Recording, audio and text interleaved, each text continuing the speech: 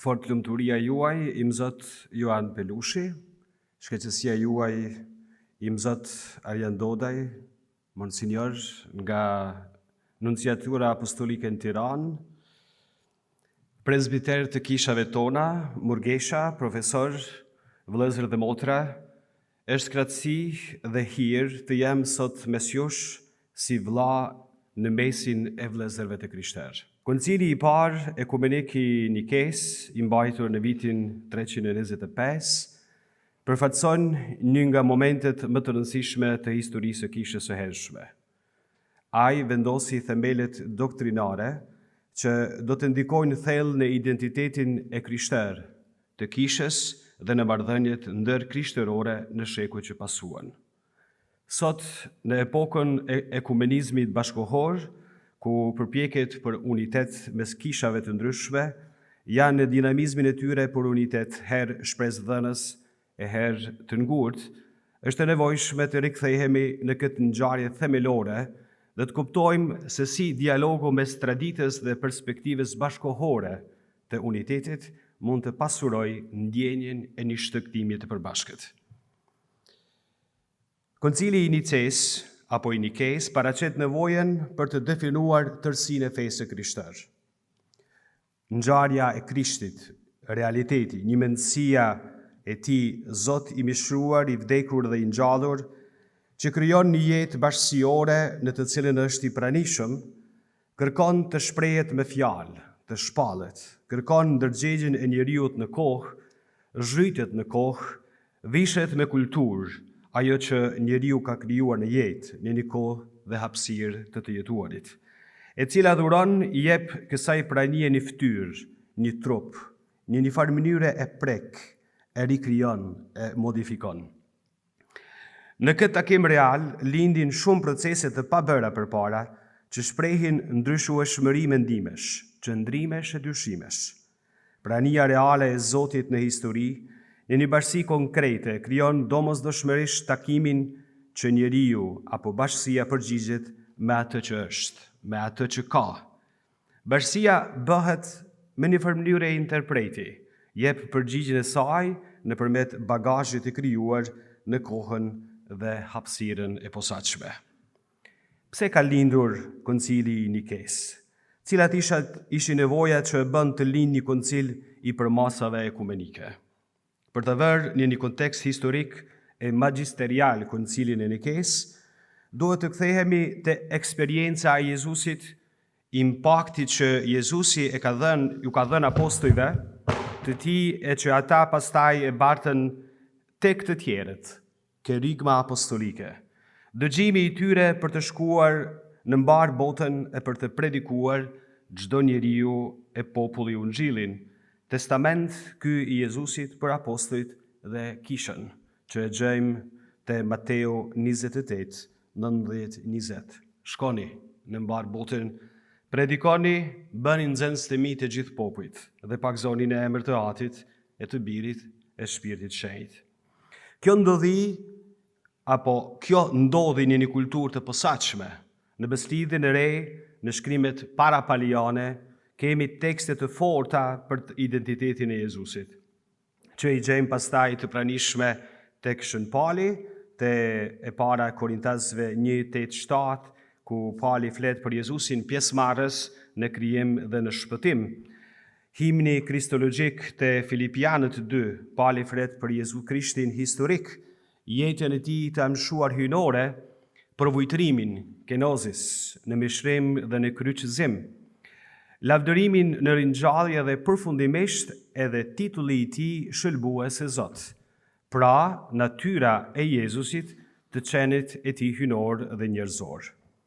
Këto dëshmi identitare të Krishtit shprehen, jepen në një kontekst të veçantë kulturor, në atë judaik e biblik. Kjo na tregon se identiteti hyjnor i Jezusit në shkrimin e shenjtë është i shprehur nëpërmjet kultit. Një grek, për shembull, flet për substancën hyjnore, natyrën hyjnore, kurse njeriu biblik përmes kultit e adhurimit. Pas kësaj faze të parë, kur apostujt ishin në një ambient biblik judaik, Ungjilli në sajt e universalitetit të tij del nga ky ambient, nga këto parametra judaike dhe shkon në mbar botën të këtë gjitha kulturat, popujt. Takimi i parë i Ungjillit ndodh pikërisht me kulturën greke. Në fillim nuk ishte ndonjë çështje diskutabile dhe nuk do të ngjallte pyetje të mëdha, të thella, të vështira, derisa nuk pati një takim të mendimeve të krishterë, në mendimtarëve të krishterë, me njerëzit e mendimit të kulturës greke dhe filozofisë së tyre. Atëherë lindi nevoja për ta shprehur identitetin e Jezusit në një kulturë tjetër, gjuhë tjetër, mendësi dhe koncepte tjera. Atë që e ndëgjuam në ligjëratën e parë të profesorit nga Roma, që e bëri në mënyrën më detajuar. Ndonse botën religjioze pagane ne e shohim, por edhe greken, në një farë mënyrë religjioze, e shohim dhe e mendojmë politeiste, kurse judejt botën judaike, biblike, monoteiste. Megjithatë, në botën e mendimit filozofik grek, ekzistonte ideja e një parimi, shkaku, që e gjejmë për shembull te Aristoteli. Madje kjo një shkaku si gjën ideale. Domethënë të gjesh një, të kesh njëshin, është ajo idealja e të mendumit, e të qenit dhe e ekzistencës. Në këtë ambient kulturor, identiteti i Jezusit lindi si një çështje shumë e fortë, e logjikshme. Si të shprehet identiteti i Jezusit pa e dobësuar monoteizmin? Prandaj gjithë ato çështje që lindën diskutabile, politeizmi dhe monoteizmi, e shkaktuan një lloj debati të ashpër, dhe si mund të dëshmohet se ekziston një hyj atë e një hyj birë, hyjin trini, hyj Ati, Biri dhe Shpirti i Shenjtë. Për herë të parë, çështja e Krishtit bëhet çështje filozofike dhe logjike. Këtë nevojë filozofike e shprehen në mënyra të ndryshme, tradita të ndryshme që donin të zgjidhin këtë çështje. Diskutimet e shumta ndërmjet të krishterëve, i ndëgjuam shumë më parë nga ligjëruesit e përpashëm, që unë nuk do të ndalem, mes krishterëve, presbitarëve dhe i peshkvive, arritën deri në atë pikë që u kërkua një kuvend, një koncil për të diskutuar dhe zgjidhur çështjen e identitetit të Jezusit. Përgjigjja e Nikes ishte e udha në kredon, në besojmën. Universaliteti i Ungjillit kërkon një gjuhë relevante, të kuptueshme për të gjithë. Nëse dikush dëshiron të jetë besnik Ungjillit, nuk mjafton të përsërit përmbajtjen, por atë përmbajtje duhet transmetuar, bartur, shpallur në atë mënyrë që të jetë relevante, e rëndësishme, e kuptueshme, sepse vetë Ungjilli është relevant, është i rëndësishëm. Në këtë kohë, pikërisht në këtë kohë, ndodhi edhe kthesa konstantiniane. Përpara ishte e mundur që një kishë partikulare e posaçme të kishte një traditë të posaçme, të vetën, dhe edhe pse nuk kishte ndonjë përputhshmëri me një traditë tjetër, sepse ishte diku larg e nuk ishte një komunikim. Me kthesën konstantiniane u bë gjithnjë e më kërkuese të jenë në unitet doktrinar të gjitha kishat dhe traditat e krijuara të ndara prej njëra tjetrës, të takoheshin për të arritur përputhshmëri rreth çështjes së besimit. Prandaj, koncili i mblodhi i peshkvit nga pjesë të ndryshme për të pasur një formulë të përbashkët që i bashkon këto tradita. Pra, universaliteti ishte shumë i rëndësishëm. Ekzistonte gjithashtu edhe një rrezik shumë i madh në atë kohë që të thuhet se ne kemi formulat tona, ne kemi traditat tona dhe mbesim në këto dhe pikë, që secili e shpreh me formulat posaçme krishtërimin e vet, eklezialitetin e vet, apo që është kishtaria apo kisha e vet. Universaliteti i të vërtetës së krishterë ishte i fuqishëm dhe mbeti pika qendrore që duhet të ruajtur dhe mbrojtur. Fakti se hyji krishter definohet si unitet dhe diversitet, bashkim, uniteti dhe relacioni janë origjinale në këtë kontekst dhe për etrit e koncilit dhe vetë koncilin e Nikesë. Në këtë linjë, ne duhet të mbrojmë edhe sot unitetin e kishës, unitet në mënyrën e trinitetit. Uniteti i Atit dhe Birit është aq i thellë, intim, që bëhet modeli për të angazhuar për kishën e bashkuar në diversitete. Kjo gjendet në rrejnjët e ekzistencës sonë. Diversiteti nuk është një rrezik për unitet. Identiteti i birit është në raport me Atin dhe Ati me birin. Atë që aq bukur e mrekullueshëm dhe në detaje e paraqiti fat lumturia e tij pak përpara meje. Ky realitet na dërgon te kuptimi se identiteti personal nuk është i izoluar, por në raport me tjetrin. Në takim me tjetrin, unë e gjej atë që jam i thirrur të jam. Prandaj e mbështes fort mendimin se nuk ka të krishterë privat, as ne nuk jemi ishuj të ndarë pa një komunikim me njëri tjetrin. Tjetri kush është? Lind një pyetje atëherë dhe sot. Është një armik apo dikush që bën ta kuptoj veten time? Raporti pra të mos jetë armiqësor, por vllazëror, në mësuan këta etër. Kjo është një mënyrë tjetër si ne e kuptojmë të qenën i tonë në raport, në dritën e trinisë së shejtë. Por kjo bart një rëndësi të madhe jo vetëm për kishën, jo vetëm për të krishterët, por për gjithë shoqërinë tonë. Nikea është një mësim për të ardhmen, sepse edhe sot jemi në një botë të ndryshimeve të mëdha. Për të thënë me Papa Franceskun, ne jemi jo në një epokë ndryshimesh të mëdha, por në një ndryshim epoke.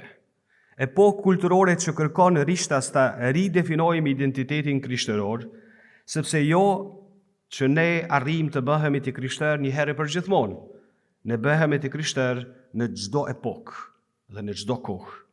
E kjo e kërkon një ridefinim të pandërprerë të identitetit tonë. Po ashtu, ne jo që bashkohemi një herë e për gjithmonë, por atë duhet të bëjmë gjithmonë e çdo herë e në çdo kohë. Sepse historia e kishës na ka mësuar se tundimi i ndarjes i të qenonit një ishull do të vijë në forma të ndryshme që e prishin besimin dhe unitetin e kishës. Dikur, në kishën e parë, krishterimi ishte jetonte në për shtëpi. Sot, në për vjet, jemi njëkohësisht në gjitha pjesët e botës. Ajo që ka ndodhur në Nikej na flet shumë, edhe sot përballë sfidës si duhet ta mbajmë të bashkuar kishën, mandje na jep një rrugë, na jep një metodë, që do të thonë nuk duhet të lëmë në indiferentizëm atë që ndodh në kishat lokale, në kishat e tjera partikolare, që mund të çojë në gabime e prishje të besimit, por duhet të diskutohet edhe nëse duhet të jetë një diskutim me plot tensione, por të takohemi e të diskutojmë si vëllezër. Sepse nuk duhet të lejojmë ungjillin të bëhet copë grim sipas bindjeve njerëzore, se nëse e beson atë që të pëlqen tek ungjit, kurse e hedh poshtë atë që nuk të pëlqen, nuk je tu besu në ungjill, por je tu besu në veten tënde, thot Shon Augustini. Qëndrimi eklektik ndaj ungjillit është reduktim i përçudshëm që të çon në herezi. Herezi e kuptuar si një zgjedhje e gabuar dhe si një besim gjysmak. Sfidat e sotme përballë një ambienti kulturor eklektik të kundëndodhur e që e ka mundësuar teknologjia, përveç ideologjisë që e ka në themel, janë epokale që thrasin për tavolinat të përbashkëta të krishterëve, ku diskutimi i sinqert për ungjillin është i domosdoshëm për ta shpallur të vërtetën e Zotit të mishruar, të vdekur dhe të ngjallur. Kjo kohë thërret për shpirt të përvuajtur prej besimtarit apo besimit të pastër. Koncili i Nikes, një takim për të plotësuar lutjen e Jezusit, që të gjithë të jenë një, nga Gjoni 17:21. Në lutjen e tij të fundit para mundimeve, Jezusi i drejtohet Atit me dëshirë të thellë dhe universale, që të gjithë të jenë një, sikurse ti, atë që je në mua dhe unë në ty, ashtu edhe ata të jenë në ne, që ta kuptoj bota se ti më dërgove. Kjo lutje është themeli shpirtëror i thirrjes për unitetin e kishës. Unitet që është i rrënjosur në vetë misterin e Trinisë së shenjtë dhe pasqyrohet në bashkimin ndërmjet antarëve të trupit të Krishtit. Në këtë dritë koncili përfaqëson një moment historik ekumenik në përpjekjen e kishës për të ruajtur këtë njësi përballë sfidave të doktrinës dhe ndarjeve të brendshme. Shën Athanazi që përmend disa herë gjatë ditës së sotme, një figurë kyçe e koncilit theksonte se uniteti në besim është mburojë kundër herezive dhe është një rrugë drejt shpëtimit tonë. Fjala ekumenik vjen nga greqishta, siç e dim, oikomene, që nënkupton të gjithë toka e banuar, domethënë gjithë kisha universale. Një koncil ekumenik është një mbledhje zyrtare i peshqvive të kishës në ndrejtimin e papës ose të përfaqësuesve të tij, me autoritet për të vendosur mbi çështjet e besimit dhe disiplinës që prekin gjithë besimtarët. Koncili i parë që mban këtë karakter ishte padyshim ai i Nikes. Se ky koncil ishte vërtet i gjithëmbarshëm ekumenik, na tregon edhe Eusebi i Cezares, kronisti i koncilit. U mblodhen më shumë se 300 i peshqvi, e siç u tha 318 nga gjithë anët e botës së njohur. Në atë bashkim u pasqyrua trinia hyjnore. Edhe shën Athanazi i Aleksandris, një nga mbrojtësit pra kryesor të koncilit, shkruante: atë që kisha ka marrë nga fillimi, nga të gjithë apostujt, martirit, etrit, e kanë ruajtur me zë, dhe koncili i Nikes me autoritetin e tij e konfirmoi këtë besim. Koncili i Nikes është një shprehje gjallë e veprimit të Shpirtit Shenjtë në kishë, i cili e udhëheq atë në të gjithë të vërtetën. Përmes këtij koncili kisha shpreh qartësisht besimin e hyjin trini, mishrimin e Birit, Jezu Krishtin, Zotin njeri, që është themeli i shpëtimit tonë. Nikosisht, koncili pasqyron thirrjen për një njësi në doktrinë dhe në bashkësi. Ai është një model i bashkëpunimit ndërmjet i peshqvive dhe autoritetit qendror në kërkim të së vërtetës së shpallur dhe të përbashkët për kishën. Koncili i Nikes dëshmoi se uniteti i kishës nuk mund të bazohet në kompromis e në dëm të së vërtetës, por në besnikëri ndaj zbulesës dhe mësimit apostolik. Shën Irineu i Lionit, para këtij koncili, kishte shprehur profetikisht: kisha, megjithëse është e shpërndarë në mbar botën, predikon një të vetmin besim, dhe sikur gjuha të ndryshoj, përmbajtja e predikimit është e njëjtë. Koncili u bë një shprehje e atij katoliciteti të vërtet universal në hapësirë dhe e pandryshuar në kohë. Ashtu siç e shpreh edhe Kongregata për Doktrinën e Fesë në një letër dërguar i peshqvive të kishës katolike mbi disa aspekte të kishës të kuptuar si bashkësi. Kisha nuk është një realitet i mbyllur në vetvete, por i hapur gjithmonë ndaj dinamikave misionare dhe ekumenike, sepse është dërguar në botë për të shpallur dhe dëshmuar, aktualizuar dhe zgjeruar misterin e bashkimit që e përbën atë, të mbledh të gjithë dhe gjithçka në Krishtin, të jetë për të gjithë një sakrament i pandashëm uniteti. Kisha si bashkim i popujve, e cila që e përfytyruar që në beslidhen e vjetër, profeti Ezekiel shprehte vullnetin se Zoti që të bashkonte nga gjithë pjesët antar të njerëzimit të ndarë. Unë do të jam hyji i tyre dhe ata do të jenë populli im. Të Ezekieli 37, rreshtat 16-28. Jezusi, sipas Gjonit Ungjilltar, u desh të dhes në kryq për të bashkuar bijtë e hyjit që ishin të shkapërderdhur, sepse vetëm kështu skërmoqet muri i ndarjes nëpërmjet kryqit, që pajton njerëzit e i shëron nga armiqësitë për t'i bashkuar në një familje të vetme. Këtë vullnet të hyjit, për bashkim e unitet e bart kisha në krahërorin e saj, që duhet ta bëjë të sotme e të pranishme në zemrën e çdo njeriu. Ndërtimi i një paradigme të re, shikimi ripërtritës për bashkimin e të krishterëve sot. Në një botë që po bëhet gjithnjë e më shumë fragmentare dhe relativiste, krishterimi i shekullit 21 përballet me sfidën dhe mundësinë për të dëshmuar Krishtin në mënyrë të përbashkët. Por si mund të jetë kjo e mundur pa rënë në kompromis për të vërtetën? dhe njëkohësisht pa i mohuar dhuntit e ndryshme që kanë komunitetet e krishterë. Përgjigjja qëndron sipas mendimit tim në ndërtimin e një paradigme ekumenike të re, e cila frymëzohet nga përvoja e hershme e kishës, sidomos nga Koncili i Nikes, dhe përqafon parimet themelore, po i përmendi vetëm 3. E para, unitet në të vërtetën, jo në kompromis. Bashkimi i krishterë nuk është uniformitet institucional, por bashkim rreth të vërtetës së zbuluar në Jezu Krishtin. Kjo do të thotë të jemi të bashkuar rreth Ungjillit. Siç e theksonte Papa Benedikti i 16 në librin e tij Jezusi i Nazaretit, vetëm në të vërtetën që ka ftyrën e Jezusit mund të ndërtohet një unitet e vërtetë. Kjo kërkon sigurisht formim të përbashkët teologjik, dialog të thellë mbi doktrinat themelore dhe një kthim të përbashkët të rrënjët biblike dhe patristike të besimit të krishterë.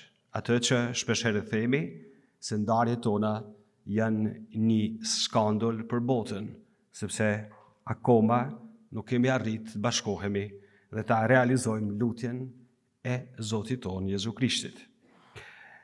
E dyta, diversitet në dhunti, në karizma, jo në ndarje. Katoliciteti i kishës nënkupton pranimin e shumë llojshmërisë e traditave liturgjike, shpirtërore dhe kulturore, po aq sa ato janë në përputhje me të vërtetën e Ungjillit, ortodoksia. Kisha ka qenë gjithmonë shumë ngjyrshë, që nga rite të ndryshme, latine, bizantine, maronite, kopte e tjera, deri te traditat e ndryshme të shejtërisë dhe të doktrinës mistike. Papa Gjon Pauli II e shprehte këtë me një metaforë të fuqishme dhe të bukur në enciklikën e tij Ut Unum Sint. Kisha duhet të marrë frymë në 2 mushkrit, atë perëndimore dhe atë lindore. Në këtë kuptim, uniteti nuk duhet të fshijë diversitetin, por ta integrojë atë në një komunio, në një bashkim të gjallë si një orkestër që luan një melodi të vetme me instrumente të ndryshme. Dhe e treta, mision i përbashkët, dëshmia ndaj botës. Shkaku i bashkimit nuk është vetëm thjesht brenda vetës tonë, por për dëshmi për botën. Siç lutej vetë Krishti që të gjithë të jenë një dhe ta kuptoj bota dhe të besoj bota se ti më dërgove. Kisha nuk është e bashkuar vetëm për vetveten, por për të qenë sheh e besueshme, për të qenë sakramenti shenjtë në botë, i pranisë së Krishtit në historinë tonë. Në këtë kuptim, uniteti krishter është një akt misionar, siç e thekson Papa Francesku, jemi të thirrur të dëshmojmë Krishtin jo si të ndarë, por si vëllezër që ecin së bashku. Bota ka nevojë për dëshminë tonë të përbashkët. Kjo mund të konkretizohet në shumë fusha, në bashkëpunim në ato fusha, si që janë drejtësia sociale, mbrojtja e jetës, edukimi, lutja e përbashkët, ndihma ndaj të varfërve, gjithnjë duke respektuar apo i respektuar kufijt e bashkësisë sakramentale. Kisha katolike në një vizion për ecjen e përbashkët. Për dëshminë e Nikes, e kemi edhe pohimin më të freskët të Papës aktual, Leoni të 14, i cili në fjalimin e tij në takimin e parë me përfaqësuesit e kishave dhe bashkësive kishtare dhe feve tjera, më 19 maj 2025, tha decidivisht: zgjedhja ime ka ndodhur ndërsa përkujtohet 1700 vjetori i koncilit të parë ekumenik të Nikes. Ky koncil përfaqëson një etapë themelore për hartimin e simbolit të besimit, i përbashkët për gjitha kishat dhe bashkësitë kishtare. Ndërsa jemi në rrugtim drejt rivendosjes së bashkimit të plotë ndërmjet të gjithë të krishterëve, e njohim se ky unitet nuk mund të jetë vetëm unitet në fe. Si i peshkvi Romës, e konsideroj si nga detyrat e mia parësore kërkimin e rivendosjes së bashkimit të plotë dhe të dukshëm ndërmjet të gjithë atyre që profesojnë të njëjtën fe, besojnë në të njëjtën fe, në hyjnë atë Birë dhe Shpirt Shenjtë. Në të vërtetë, përpjekja për unitet ka qenë gjithmonë një shqetësimi imi i pandërprerë, siç dëshmon edhe motoja që kam zgjedhur për shërbimin tim i peshkvor. In illo uno unum, një shprehje e Shën Augustinit të Hiponës, që kujton se edhe pse jemi shumë, në atë të vetmin, domethënë në Krishtin, ne jemi një. Bashkimi ynë realizohet në masën që bashkohemi në Zotin Jezus. Sa më besnik dhe të bindur të jemi ndaj Tij, aq më shumë jemi të bashkuar ndërmjet nesh. Prandaj, si të krishterë jemi të gjithë të thirrur, të lutemi dhe të punojmë së bashku për të arritur hap pas hapi këtë qëllim, i cili është dhe mbetet gjithmonë vepër e Shpirtit Shenjtë. Koncili Nikes si një model sinodaliteti ekumenik. Pasi në koncilin e Nikes u zgjidh debati i ashpër arian lidhur me rrëfimin kristologjik dhe u përcaktua çështja baritore disiplinore e datës së Pashkës, ky koncil dëshmon gjithashtu mënyrën se si çështjet e diskutueshme të fesë dhe disiplinës në Kish diskutohen dhe vendosen në mënyrë sinodale. Për këtë arsye, koncili ka një rëndësi të mëtejshme ekumenike, sidomos kur merret parasysh se në të umblodhen shërbëtorë të parë të hyjit nga gjitha kishat e Evropës, Afrikës, Azisë, që dëshmon autori i krishterë, siç e tham Eusebi i Cezares, i cili ishte një nga etrit konciliar dhe e ka definuar, e ka parë koncilin e Nikes si një rrëshaje re, si një Pentakoste re. Kështu është e mundur të shuhet në koncilin e Nikes, në nivelin e kishës universale, fillimi i mënyrës sinodale të marrjes së vendimeve në kish. Kjo lidhet edhe në vetë fjalët sinod. Fjala sinod përmban termet greke hodos, udh dhe syn, bashk, që shpreh idenë se një rrugë përshkohet së bashku. Në kuptimin e krishterë, fjala synod shënon rrugtimin e përbashkët të atyre që besojnë në Krishtin, i cili e ka zbuluar veten dhe është vetë quajtur udh, madje jo vetëm udh e vërtet dhe jetë.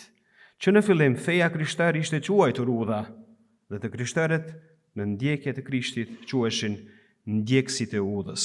Veprat e Apostujve 9:2. Në këtë kuptim, John Gojarti, Krizostomi, ka mundur të thotë se kisha është një emër, që do të thotë një udhëtim i përbashkët. Dhe për këtë arsye kisha dhe sinodi janë sinonime.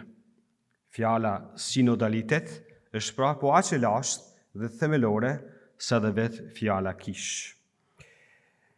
Prandaj përkujtimi i 1700 vjetorit të koncilit të Nikes duhet të atëherë të perceptohet si një ftesë dhe nxitje për të nxjerrë një mësim të rëndësishëm nga historia jonë kishtare, dhe për të filluar sot mendësinë sinodale në bashkimin ekumenik, duke rrënjosur atë në jetën e kishës. Në fakt, edhe ekumenizmi përparon në rrugën e rikthimit të unitetit të kishës vetëm nëse zhvillohet në mënyrë të përbashkët, pra në mënyrën sinodale.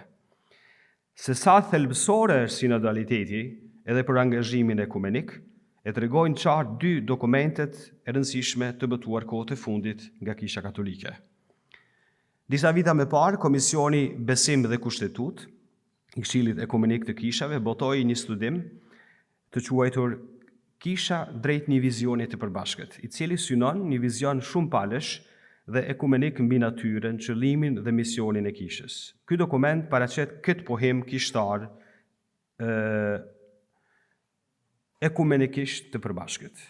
E gjithë kisha është sinodale, konciliare në gjitha nivelet e jetës kishtare, lokale, rajonale dhe universale, në udhëheqjen e Shpirtit Shenjtë. Misteri i jetës trinitare të hyjit pasqyrohet në karakterin sinodal ose konciliar të kishës, dhe strukturat e kishës marrin formë nga ky karakter për të realizuar jetën e bashkësisë si bashkim. Kjo pikpamje përfaqëson gjithashtu edhe nga Komisioni Teologjik Ndërkombëtar me një dokument të tij programatik, që është sinodaliteti në jetën dhe misionin e kishës, ku konstatohet me gëzim se dialogu ekumenik ka përparuar deri në atë pikë sa të njohë sinodalitetin si një dimenzion zbulues të natyrës së kishës, apo më mirë të themi, rizbulues, duke i ofruar konceptit të kishës, duke ju afruar konceptit të kishës si koinonia, që realizohet në çdo kishë vendore dhe në marrëdhënie me kishët e tjera, përmes strukturave dhe proceseve specifike sinodale. Po ashtu edhe Papa Leoni i 14, në të njëjtin fjalim që e ceka pak më përpara, thot, i vetëdijshëm gjithashtu se sinodaliteti dhe ekumenizmi janë ngushtësisht të lidhura, dëshiroj të siguroj qëllimin tim për të vijuar angazhimin e Papa Franceskut në promovimin e karakterit sinodal të kishës katolike dhe në zhvillimin e formave të reja e konkrete për një sinodalitet gjithnjë më të thelluar në fushën ekumenike. Rrugtimi ynë i përbashkët, thot Papa, mund dhe duhet të kuptohet edhe në një kuptim më të gjerë, që përfshin të gjithë në frymën e vllazërisë njerëzore për të cilën fola më sipër. Sot është koha, nënvizon Papa, për dialog dhe ndërtim urash. Realizimi i një sinodaliteti ekonomik, diverziteti i transformuar në unitet. Jam i mendimit se kjo përqasje sinodale do të ketë një peshë të madhe në lëvizjen ekumenike sot, por edhe në të ardhmen.